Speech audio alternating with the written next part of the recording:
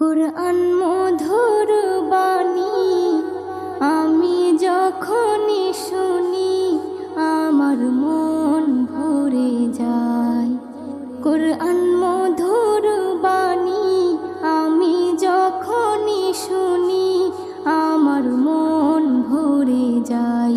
শোনো মুমিন মুসলমান, পড়ে দেখো না কুরআন, কত শান্তি পাওয়া যায়। কুরআন